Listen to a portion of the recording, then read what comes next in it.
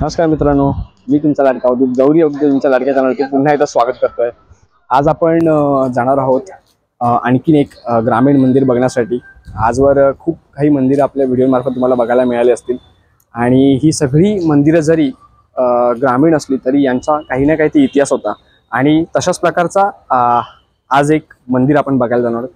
थोडं वेगळा मंदिर आहे, नाविन्यपूर्ण आहे, त्याची ख्यातीसुद्धा पंचक्रोशीमध्ये तशीच पसरलेली आहे। शिमगा असो, नवरात्र उत्सव असो, या ठिकाणी खूप मोठ्या प्रमाणे साजरा केला जातो। तर आपण आपल्या या ट्रिपची सुरुवात आज चिपळूण स्थानकापासून, म्हणजे मागे बघता तुम्ही चिपळूण मध्यवर्ती स्थानक आहे, बस स्टँड, आणि तिथून आपण ती सुरुवात करतो आहोत। तर चला मग आपल्याला व्हिडिओमध्ये अजून काय काय बघायला मिळेल जाताना तेही बघू आणि तिथे पोहोचल्यानंतर मंदिर कसं आहे तिथली माहिती कशी घेता येतील आपल्याला त्याबद्दलही जाणून घेऊया। तर चला मग वेळ न घालवता आपण निघूया आपल्या प्रवासाला।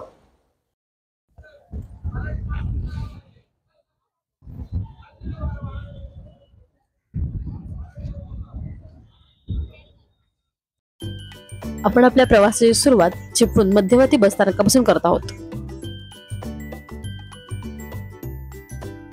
चिपळूण मार्केटमधून चिपळूण गोहाळघर या मार्गाने आपण मिरजोळी येथे जाणार आहोत।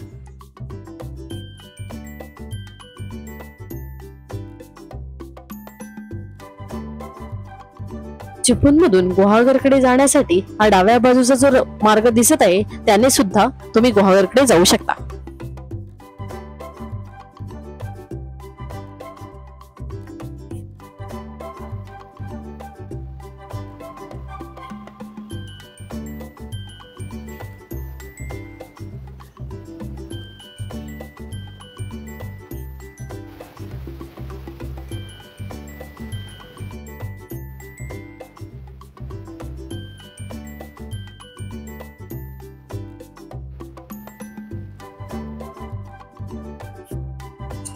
आपल्या जे उजव्या बाजूला मंदिर दिसत आहे ते आहे उक्ताडचे गणेश मंदिर। ते चिपळूणचे प्रख्यात गणेश मंदिर म्हणून ओळखले जाते।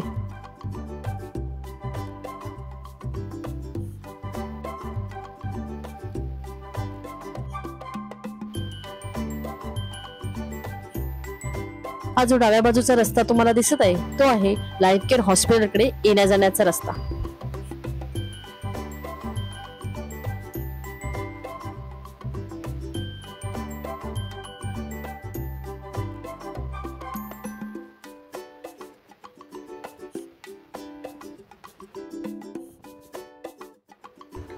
आता आपण मिरजोळी येथे पोहोचलो आहे। तिथून जे डाव्या बाजूला साईबाबांचं मंदिर दिसतंय तिथून वरती महालक्ष्मी मंदिराकडे जाण्याचा रस्ता आहे।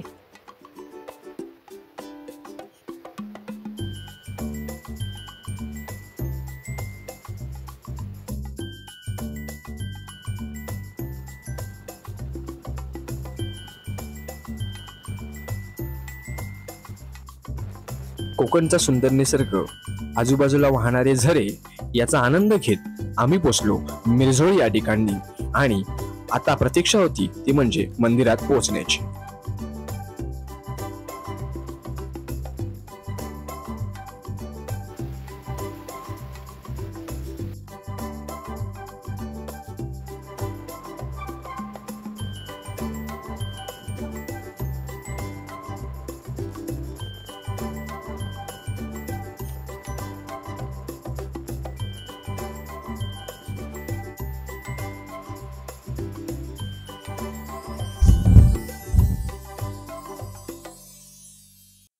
तर नमस्कार मित्रांनो, फायनली आपण आपल्या डेस्टिनेशनवरती पोहोचलोय। माझ्या पाठीमागे मंदिर बघताय, श्रीदेवी महालक्ष्मी साळूबाई मंदिर मिरजोळी, या ठिकाणी आपण आज आलो आहोत। पावसाने सुद्धा आपल्यावरती कृपा खूप केली आहे। पावसाचे दिवस आहेत आणि आजूबाजूचं वातावरण सुद्धा खूप हिरवं आहे, परंतु याच वातावरणामध्ये या मंदिराची मजा तुम्हाला बघता येणार आहे, म्हणून आज आपण या ठिकाणी आलो आहोत। आणि मंदिराबद्दल अधिक माहिती आपण इथल्या ग्रामस्थ पुजारी जर आपल्याला मंदिरामध्ये मिळाले तर आपण त्यांच्याकडे नक्कीच घेऊ। पण मंदिराच्या आजूबाजूचा परिसर कसा आहे ते तुम्हाला आम्ही दाखवतोय। हा आजूबाजूचा पूर्ण परिसर आणि समुद्र सपाटीपासून खूप उंचीवरती असलेला, म्हणजे अगदी डोंगराळ भागात असलेला। जशी तुम्ही आमची पहिली व्हिडिओ बघितली असेल, जी टेरवची देवी वाघजाई भवानी मातेची आम्ही जी व्हिडिओ बनवली, त्याच प्रकारचं लोकेशन असलेलं आणि त्याच बांधकामाचं हे अजून एक मंदिर आम्ही तुम्हाला दाखवण्यासाठी आलो आहोत। या ठिकाणची परंपरा मित्रांनो कसं आहे माहिती आहे का, की प्रत्येक गावाने आपापल्या मंदिराची परंपरा जपलेली आहे आणि या मंदिराची परंपरा बघता नवरात्र उत्सव असो किंवा शिमगोत्सव असो, या ठिकाणी लोक खेळीमेळी येतात आणि सामाजिक ऐक्य जे तुम्हाला बघायला मिळते. 4 पालख्यांचा संगम या ठिकाणी तुम्हाला शिमग्यामध्ये बघायला मिळतो. नवरात्रामध्ये खूप म्हणजे 9 दिवस वेगवेगळे कार्यक्रम चालू असतात. त्यामुळे जर तुम्हाला या मंदिराची एक झलक बघायची असेल, एक सुंदर झलक आणि त्याचा अनुभव घ्यायचा असेल, तर मी तुम्हाला सांगेन की शिमगा आणि नवरात्रोत्सव हे दोन्हीही खूप मस्त आहेत. पण काय म्हणतात, नटवणं थटवणं यापेक्षा जे नैसर्गिक मंदिर जे दिसतं ते बघण्यासाठी आज आपण नक्की आलो. आपण याच्या पुढे सुद्धा व्हिडिओ बनवू आपल्याला जमल्याल तर. शिमग्याची व्हिडिओ पण तुम्हाला मी या मंदिराची दाखवेन. त्याचप्रमाणे नवरात्र उत्सवाचे सुद्धा आपण व्हिडिओ बनवू. तर मग वेळ न घालवता आपण मंदिर बघूया कसं आहे ते. बरं, एक गोष्ट सांगायची राहिली. आपल्या व्हिडिओ सर्वजण बघतात, लाईक करतात, कमेंट्स करतात, पण मात्र सबस्क्राईब करत नाही. तर प्लीज एक रिक्वेस्ट आहे, कारण अशा व्हिडिओ बनवण्यासाठी खूप मेहनत लागते. तर आमच्या चॅनलमार्फत तुम्हाला एक रिक्वेस्ट आहे की तुम्ही प्लीज सबस्क्राईब करा. तर चला मग वेळ न घालवता आपण पुढचा प्रवास सुरू करूया.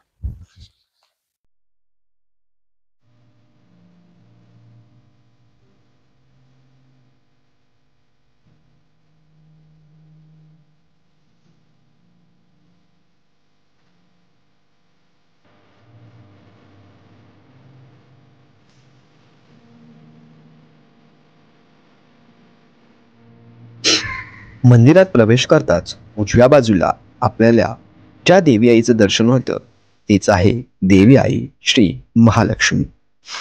या मूर्तीकडे बघताच मन प्रसन्न होतं. सुंदर गाभारा, सुशोभित असं सिंहासन आणि या सिंहासनावरती विराजमान असलेली ही आई देवी महालक्ष्मी. काळ्या पाषाणातली ही मूर्ती अगदी रेखीव आणि हुबेहूब देवी आपल्या समोर जणू काही उभी झाली आहे अशीच वाटते.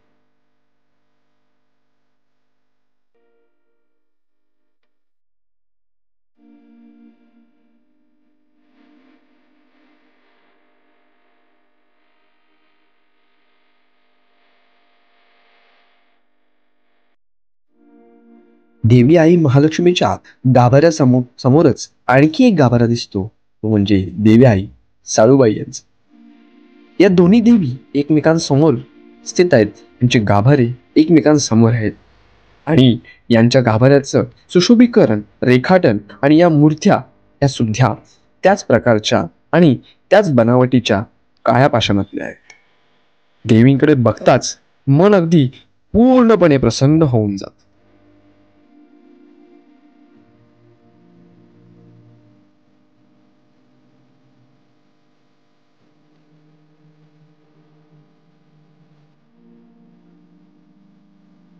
मंदिराच्या आतील परिसर सुद्धा तितकाच सुंदर आणि सुशोभित आहे.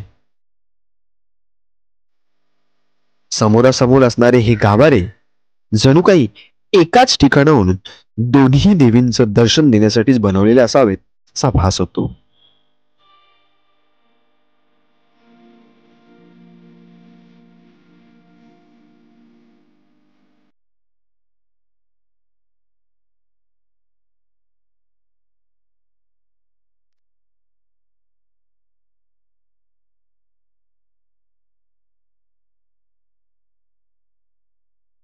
त्याचप्रमाणे मंदिराच्या एका बाजूला आपल्याला काही मूर्त्याही सुद्धा दिसतात, ज्या ठिकाणी भिंतीवरती ओम नमः शिवाय असं लिहिलेलं आहे आणि त्या ठिकाणी शिवपिंडी आहेत, नंदी आहे. त्याचप्रमाणे श्री गणेशाचं दर्शन सुद्धा आपल्याला त्या ठिकाणी होत.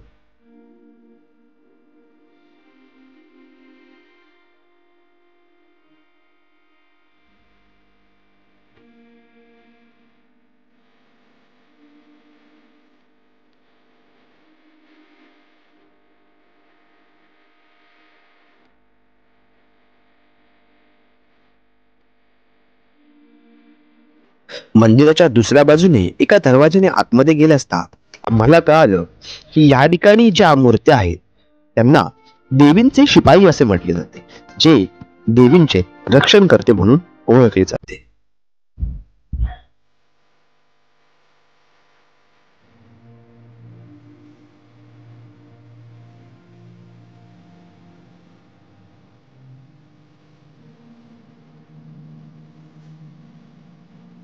मंदिराच्या वरच्या बाजूला गेले असता आम्हाला काही ढोल बघायला मिळाले, ज्यांचा उपयोग आपण शिमग्यामध्ये करतो. प्रामुख्याने कोकणातील ढोल हा जणू काही शिमगा जवळ आला आहे याची अनुभूती करून देत असतो. आणि हेच ढोल म्हणजे या प्राण्यांच्या, जनावरांच्या चामड्यापासून बनवलेले हे ढोल आणि त्यांचा येणारा हा मधुर आवाज शिमग्यामध्ये एक वेगळीच रौनक आणत असतो.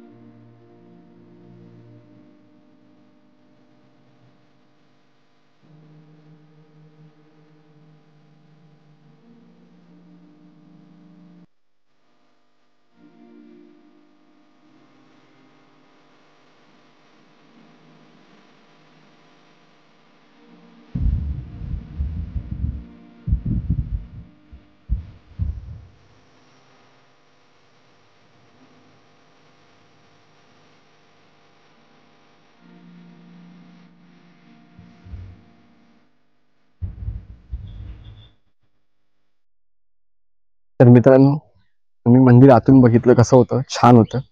पण त्याच प्रकारचं बाहेरून सुद्धा बांधकाम तेवढंच कौशल्य, स्किल जे असतं, एक आर्ट म्हणतो आपण त्याला, ते आर्ट वापरून या ठिकाणी हे मंदिर कोरण्यात आलंय. आणि विशेष म्हणजे माझ्या ऑब्झर्वमध्ये आलंय की किंवा मी जे ऑब्झर्वेशन केलं मंदिरामध्ये, त्या मंदिरामध्ये जे आपण वाघजाईचं मंदिर, जे आपण टेरवचं आपण त्याची व्हिडिओ बनवली होती, तर त्या टेरवच्या मंदिरामध्ये सुद्धा मी पाहिलं की मंदिराच्या आजूबाजूला विष्णूंचे 10 अवतार दाखवण्याचा प्रयत्न केलेला आहे. आणि तेच साम्य या मंदिरामध्ये सुद्धा आपल्याला बघायला मिळतं. या मंदिराच्या सुद्धा सभोवतालाच्या ज्या भिंती आहेत, त्या भिंतींवरती हे विष्णूंचे 10 अवतार तुम्हाला बघायला मिळतील. 10 म्हणजे 9 जे अवतार आतापर्यंत झाले आणि 10वा कलंकी. तर अशा प्रकारे या ठिकाणी हे अवतार बघायला मिळतील. तर चला आपण तुम्हाला ते पहिल्यांदा साईडचं बांधकाम कसं केलंय आणि त्याचप्रमाणे हे जे अवतार कसे आपले दाखवण्याचा प्रयत्न केलाय, तर ते बघूया आपण. तर या ठिकाणी आपल्याला हा पहिला अवतार विष्णूचा दिसतोय, तो म्हणजे मत्स्य अवतार. त्याच्याच बाजूला आपल्याला हा कुर्मा अवतार म्हणजे कासव रूपामध्ये जेव्हा विष्णूने पृथ्वी आपल्या पाठीवरती घेतली होती आणि मंथनाच्या वेळेस हा अवतार प्रकट झाला होता, तो अवतार. त्याच प्रकारे मंदिराच्या पुढच्या बाजूला तुम्हाला बघायला मिळेल, या ठिकाणी आहे वराह अवतार, याने भवसागरातून पृथ्वी वर तारली असा हा विष्णूचा अवतार तुम्हाला या ठिकाणी बघायला मिळतो. त्यानंतर या ठिकाणी बघायला मिळतंय ते म्हणजे नृसिंह अवतार, भक्त प्रल्हादाच्या हाकेला धावणारा, एका भक्ताच्या हाकेला धावणारा हा श्रीहरी विष्णू आणि त्याचा हा अवतार. आणि अशाच प्रकारे मंदिराच्या मागच्या बाजूला सुद्धा आपल्याला अवतार बघायला मिळतात. त्यानंतर बळीराजाने ज्या विष्णूच्या रूपाला ही त्रिपाद भूमी दान केली आणि असा हा श्रीहरीचा वामन अवतार. आणि त्यानंतर 21 वेळा पृथ्वी निक्षत्री बनवण्याचं जे कार्य केलं ते म्हणजे श्री परशुराम यांनी. आणि या आपल्या अपरांत भूमी म्हणजे कोकण भूमीला यांच्याच नावाने आपण संबोधतो असे हे श्री हरीचे अवतार श्री परशुराम. त्यानंतर पुढचा अवतार जो झालेला होता तो होता श्रीराम. त्यांना आपण पुरुषोत्तम म्हणजे मर्यादा पुरुषोत्तम म्हणून संबोधतो असे हे श्री विष्णूंचे अवतार श्रीराम. आणि त्यानंतर ज्यांनी आजपर्यंत आपल्या बालपणात खूप काही खोड्या करून आपल्याला एक देवाचं वेगळं रूप दाखवलं, लहानपणापासून अगदी संपूर्ण त्यांचं आयुष्य हे वेगवेगळ्या क्रीडांमध्ये गेलं आणि त्याच्यातून येणारे अनुभव आणि शेवटी घडणारा हा महाभारत आणि त्यातलं या महाभारतातलं गीतेचं रहस्य ज्यांनी सांगितलं ते श्री कृष्ण यांचाही अवतार आपल्याला ठिकाणी बघायला मिळतोय. तर मित्रांनो, जसा मंदिराचा परिसर आहे, मंदिर आहे, परंतु मंदिरात ज्या आत्ता मूर्त्या आहेत त्या म्हणजे ज्या काळापासूनातल्याच मूर्त्या आहेत त्या सुद्धा, परंतु ज्या पौराणिक मूर्त्या ज्याला आपण म्हणतो, ज्या दगडांमध्ये कोरल्या जायच्या पूर्वीच्या मंदिरामध्ये तुम्हाला बघायला मिळतात तशा मूर्त्या. आजही आपण कितीतरी अशी मंदिरं बघितली की ज्याच्यामध्ये अशा मूर्त्या असतात. तर तशा मूर्त्या माझ्या पाठीमागे तुम्हाला बघायला मिळतात. तर मी तुम्हाला त्या मूर्त्या सुद्धा दाखवतो झूम करून, की तुम्हाला त्या मूर्त्या कशा प्रकारे म्हणजे प्राचीन मूर्त्या कशा प्रकारे दगडात कोरल्या जायच्या आणि त्या मूर्त्या अजूनही कशा आहेत तर ते आपण बघूया. तर या ठिकाणी तुम्हाला बघायला मिळतात त्या मूर्त्या बघा. म्हणजे त्यावेळेस कोणतंही असं मोठे साधन नव्हतं, सामुग्री नव्हती की ज्याने हा एवढा कठीण दगड कोरला जाईल, परंतु तरी सुद्धा या मूर्त्या, यातल्या काही मूर्त्या स्वयंभू सुद्धा असू शकतात आणि अशा प्रकारच्या ह्या मूर्त्या या सुद्धा या ठिकाणी याचं जतन आजवर या ग्रामस्थांनी केलंय, या ठिकाणच्या लोकांनी केलंय. याचं खरंच खूप कौतुक आहे की आजही लोकांना आपली परंपरा, आपले देव, मंदिर, संस्कृती यांच्याबद्दल आपुलकी आहे आणि यांचा हेवा वाटतो आणि अशा या दगडी मूर्तींचा किंवा अशा या संस्कृतीचा आजही जतन चालू आहे. तुम्ही बघताय मंदिर किती सुंदर दिसतंय.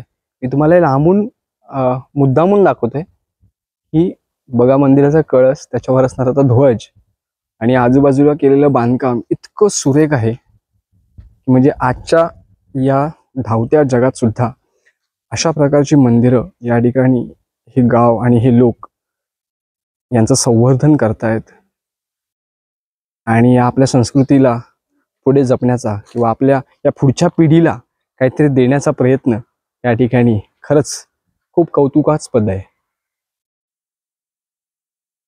हा आहे प्रवेशद्वार आणि या प्रवेशद्वारातून आत येताच जे तुम्हाला दिसते ती आहे सहाण. आपण तेही बघणार आहोत जवळ, पण त्याच्या आधी तुम्हाला या मंदिराचा जो बाहेरील जे बांधकाम आहे, जे कला कौशल्य वापरलेले आहेत आणि जी सजावट त्यांनी केलेली आहे ती बघण्यासारखी, आणि तेच तुम्हाला मी बाहेरून संपूर्ण मंदिर दाखवतोय. ते तुम्ही बघू शकता माझ्या कॅमेऱ्यामध्ये.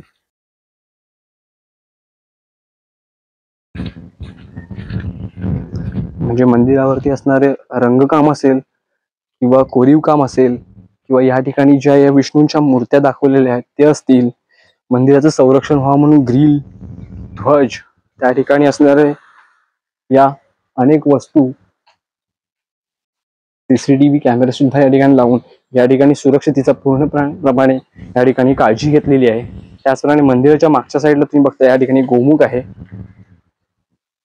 या ठिकाणी हा गोमुख आहे आणि या ठिकाणी सुंदर असं म्हणजे आजूबाजूचा परिसर सुद्धा खूप सुंदर आहे, हिरवागार आहे, मन येऊन प्रसन्न होतं असं आहे. आणि हा संपूर्ण परिसराचं तुम्हाला मी माझ्या कॅमेऱ्यातून दाखवतोय, जेणेकरून तुम्ही घर बसल्या या अशा मंदिरांचा आनंद घेऊ शकता. घर बसल्या तुम्हाला या देवतांचं दर्शन होतंय आपल्या व्हिडिओ मार्फत आणि ह्या मंदिरांचं सुद्धा तेवढंच संवर्धन व्हावं अशी आपल्या चॅनलची इच्छा आहे. आणि या ग्रामस्थांनी जे या ठिकाणी कार्य करून दाखवले त्याबद्दल सुद्धा खूप कौतुकांचा वर्षाव करू तेवढा थोडाच आहे. त्यामुळे अशाच गावागावांमध्ये सगळ्यांनी मंदिराची जपणूक करावी अशी आपल्या चॅनलची इच्छा आहे.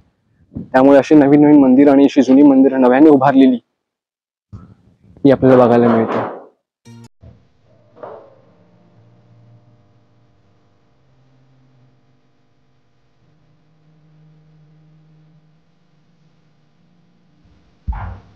त्याच प्रकारे मी जसं बोललो की मंदिराच्या बाजूला या ठिकाणी हे बांधकाम केलेलं दिसतंय ते आहे खास शिमगोत्सवासाठी. म्हणजे या ठिकाणी या 4 गावच्या पालख्या, 4 गावाच्या पालख्यांची भेट या ठिकाणी जेव्हा होते तो क्षण बघण्यासारखा असतो आणि तो क्षण बघण्यासाठी जो क्षण क्रिएट होण्यासाठी जो वेळ लागतो त्यासाठी ह्या ज्या पालख्या येतात तर त्या पालख्या या ठिकाणी या प्रस्थान करतात, या ठिकाणी बसतात आणि या ठिकाणी आपल्याला सगळ्या भक्तांना या ठिकाणी दर्शन मिळतं ते हे ठिकाण. तसंच या ठिकाणी शिमगोत्सव असो किंवा नवरात्रोत्सव असो या ठिकाणी वेगवेगळे कार्यक्रम होतात आणि त्या कार्यक्रम होण्यासाठी एक सुसज्ज स्टेजची गरज असते. तर तो स्टेज या ठिकाणी त्यांनी बांधलाय. त्यामुळे ह्या ठिकाणच्या या पटांगणात येथील येणाऱ्या लोकांना याचा आनंद घेता येतो. तसंच मंदिराच्या मागच्या साईडला शौचालयाची सुद्धा व्यवस्था केलेली आहे आणि या ठिकाणी पाण्याची व्यवस्था सुद्धा तुम्हाला बघायला मिळते. म्हणजे इतक्या गावात असून सुद्धा हे मंदिर सुसज्ज आणि सुविधांनी, म्हणजे ज्या गरजा असतात माणसाच्या, त्या गरजा या ठिकाणी पूर्ण होऊ शकतात अशा प्रकारचं हा मंदिर आहे. या ठिकाणी हा एक गोल दगड आहे. मला एक्झॅक्ट नाही माहिती या दगडाबद्दलची, पण कोणाला तुम्हाला जर जे कोणी प्रेक्षक बघतात त्यांना या दगडाबद्दल जर माहिती असेल तर नक्की कमेंट करून सांगा की हा दगड कशासाठी आहे. तेवढीच आपल्या प्रेक्षकांच्या आणि आपल्यामध्ये ज्ञानाची भर होईल. ही तुम्हाला मगाशी जी लांबून दाखवली होती ती जवळून दाखवतोय. ही शिमगोत्सवात जेव्हा पालखी होमाला निघते आणि होम लावून जेव्हा येते तेव्हा शिमगा जेव्हा सुरुवात होते शिमग्याची, तेव्हा या ठिकाणी या श्रीदेवी आई महालक्ष्मी आणि साळूबाई यांची पालखी या ठिकाणी बसते. त्यांचं हे ठिकाण म्हणजे सहान. तर मित्रांनो, अशा प्रकारे आज आपण मिरझोळी या ठिकाणी आलो. गाव ही तितकंच सुंदर आहे, ग्रामस्थही तितकेच मनमोकळे आहेत आणि मंदिराबद्दल तर काय बोलायचं. तुम्ही पूर्ण व्हिडिओ बघितली आपली.